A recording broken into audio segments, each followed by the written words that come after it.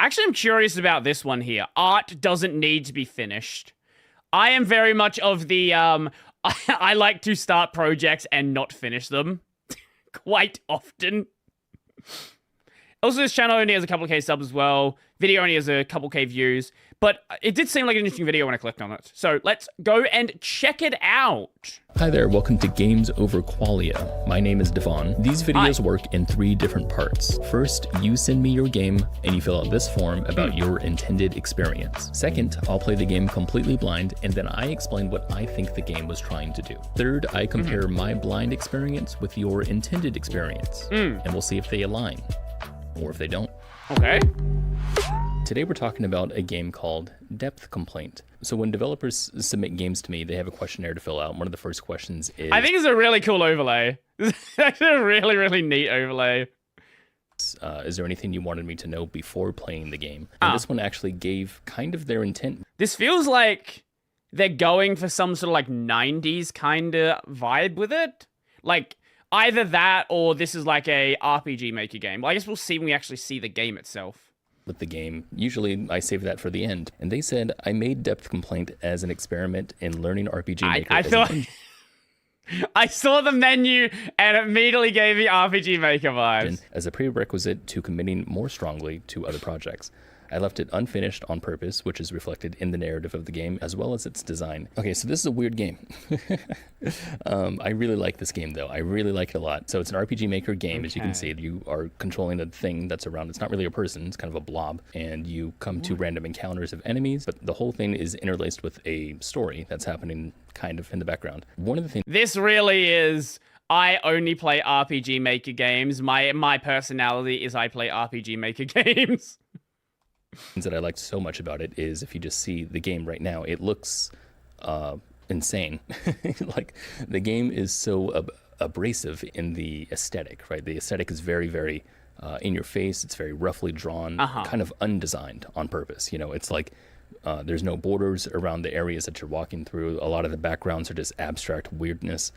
Sometimes they're just photos of places. For example, there's one where it's just a Family Mart in the background. I am not a person who really enjoys RPGs almost at all. So it's really cool that I was able to enjoy this one. There's a lot of things that I found really interesting about the experience, mainly because I talk a lot about interactive storytelling, and I love the interactive kind of things that are here in this game. And when you think interactive things, you know, you're thinking, what do you mean? You mean just playing the game, just gameplay?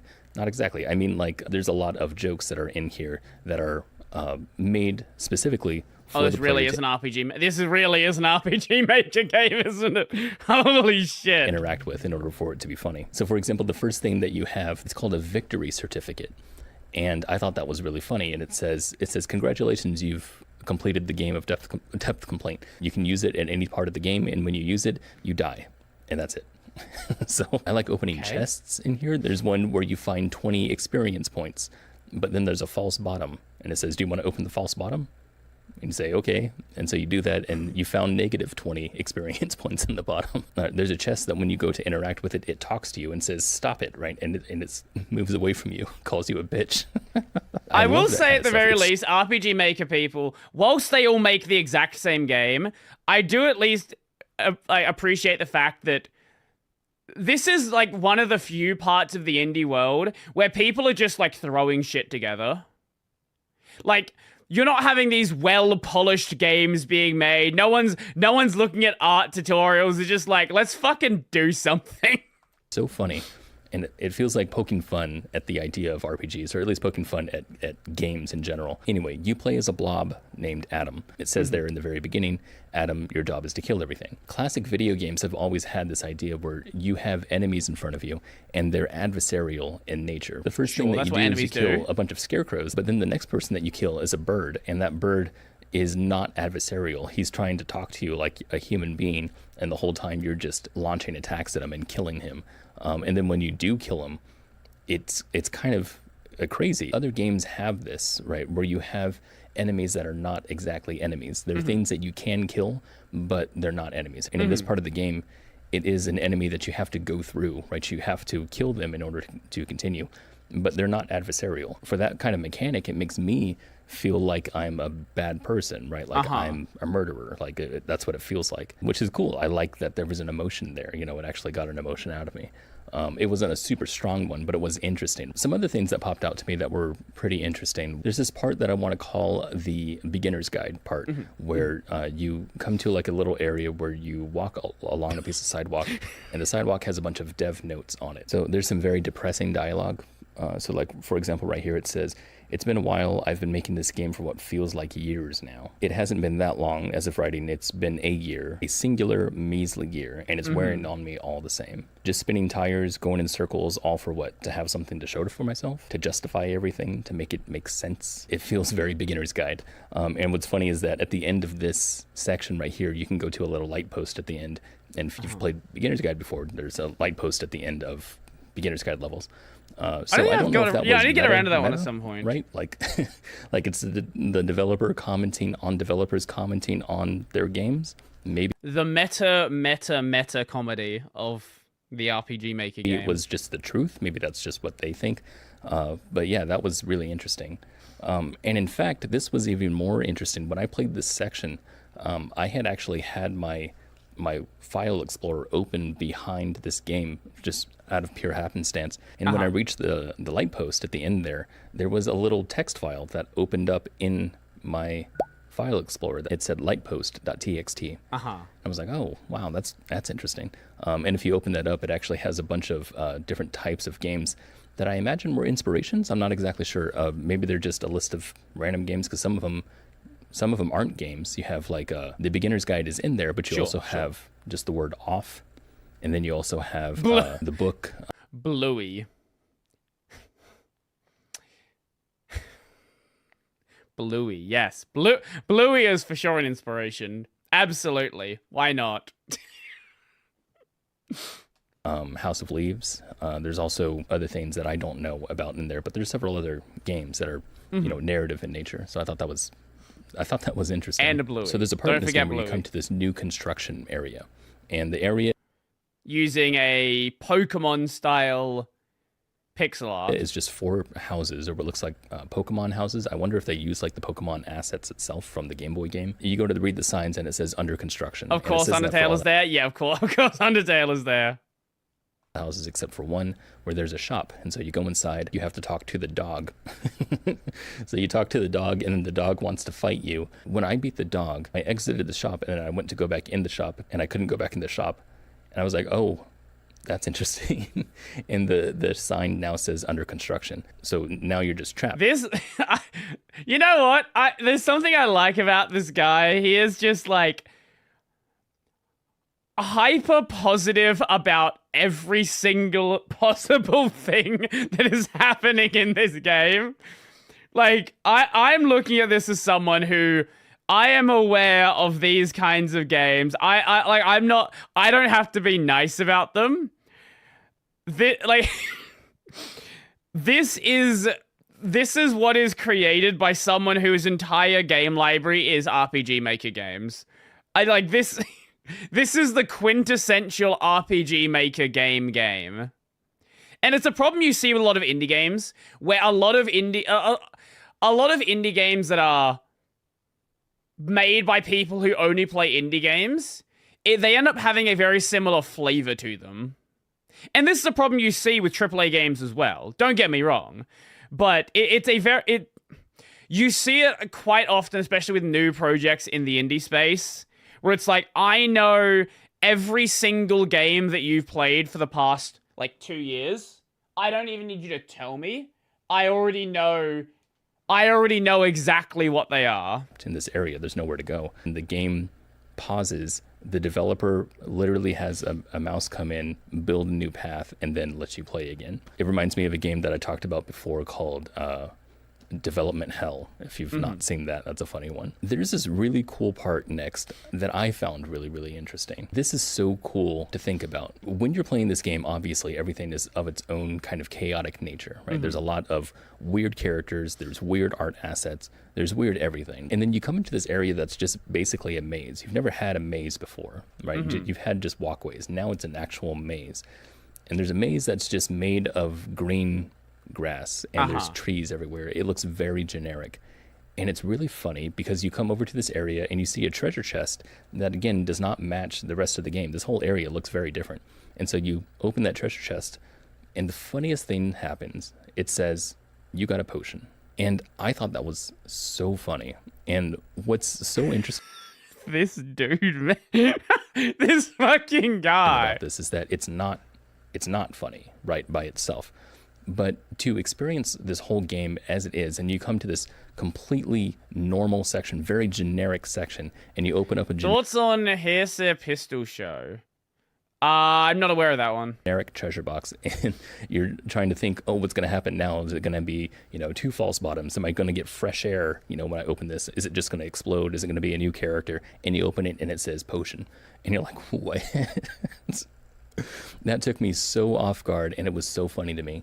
And then even more funny is that when you're walking through the maze, then you have more random encounters with enemies, but now all these enemies are very generic enemies. They're just mage, a warrior, a rogue, and you're just regular battles, except with, generic characters. I thought that was hilarious. That was just so interesting to me. A very, very meta take on a game, because you're building up this kind of contrast with the player, and I thought that was just so interesting in the very end to just completely switch it on them. Very odd. So then if you get to the very end, you come to a fishing area. You go down from there, and then that's the end of the game. And what happens is this character walks out, who I guess is supposed to be the developer, and he himself says, this is so meta. And then he says, this is the reason why I made the game, was because I was trying to, build with RPG Maker. And he says, thanks for playing the game, and then the game just quits. And I loved that. I just thought that was so interesting. So I really liked this game quite a lot, in a way that I think most people don't really play games for. And for me, I really like games like this because they're artistic, because they're very authentic. And I'm someone who very much likes authenticity in a person's work.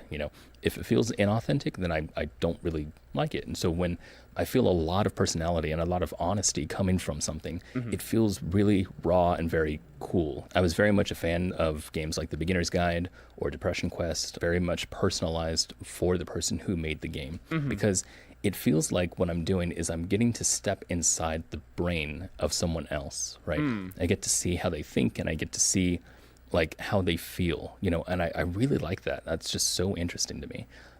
That kind of stuff feels just so much more genuine than like your regular game that has, it's just a game about a character, right? And while those are fine, I have no problems with that. These other ones feel a lot more honest to me. So this feels... you know what? I felt like a lot of what he was saying before was kind of just like nonsense, but I can see where he's coming from now. So interesting to me. Another thing about this game was the title, Depth Complaint. I wonder if it's supposed to be in itself meta also, where because there's so much weird messaging in this game. For example, the level where there's these bridges that are in between pictures of dogs, and each of these bridges have sentences on them, and they're very cryptic, and the whole thing feels like it's trying Audacity to say in the something, background, but it never really arrives anywhere. So I'm wondering if that is depth, if that's fake depth. I'm wondering if the title is like commenting on that people complain about the depth of this game, or complain that there's not enough depth, or complain about the depth in some way, and so this whole game in itself is a depth complaint, perhaps, or maybe the developer himself is complaining about depth in other games by using this game to do so. Maybe I'm reading too much into it. Maybe it's not any of that. Also, after playing this game again, I just discovered, after doing the cave puzzle, which in here takes a lot of steps in order to do, but I figured it out. So I'm wondering, is that also part of the depth? Because there's a lot of layers to do that puzzle. I thought that was really interesting. So yeah, I guess if I had to imagine what the developer was trying to do with this game, I think what they were trying to do is create a meta type of experience for the player. They basically wanted to create... Did the stream DC? Or did just my chat DC? Were you good? Stream health, it looks good. Okay, I guess my chat just randomly fucking DC'd for some reason. That's weird. Something that was like Beginner's Guide, or like all those other games and experiences that they showed in that lighthouse text file. I'm wondering if they're trying to create something like Disconnected. that. So I'm excited to read this dev's responses. So let's do that right now. Question 1 was, what were you hoping the player would feel while playing your game? This person answered, the number one thing I'm going for is a sense that the game isn't finished and that there's something just off about it. Deliberate lack of balance, somewhat player hostile design, and disorienting visuals, text, and sound. Well, I guess blurring you the hit lines that. between placeholder assets and intention. I wanted it to feel like the player was exploring something released midway through development. Yeah, wow, that's definitely what I felt. My second question was, why did you choose this experience? This developer answered, I really enjoy working with collage, whether visual or sound. I wanted to just make something to learn the ropes of the engine and game dev in general, and decided to make that intention part of the game itself. Having it unfinished became a deliberate choice very early in development, and meant I could simply release it once I felt like I had learned enough. My third question was, were there specific moments, mechanics, or ideas that you built around that emotional goal? Their answer was, I think the inclusion of references to outside material, the transparent use of almost entirely square tiles that didn't directly represent any real objects, and the use of physical sketches for the battle sprites contribute to the themes of the game. If I could change anything, I would have not used any of the default RPG Maker assets until later in the game. So yes, okay, so this is far more pragmatic than I would have imagined. So it seems like the point of the whole thing, the intent behind this game, was to have created something.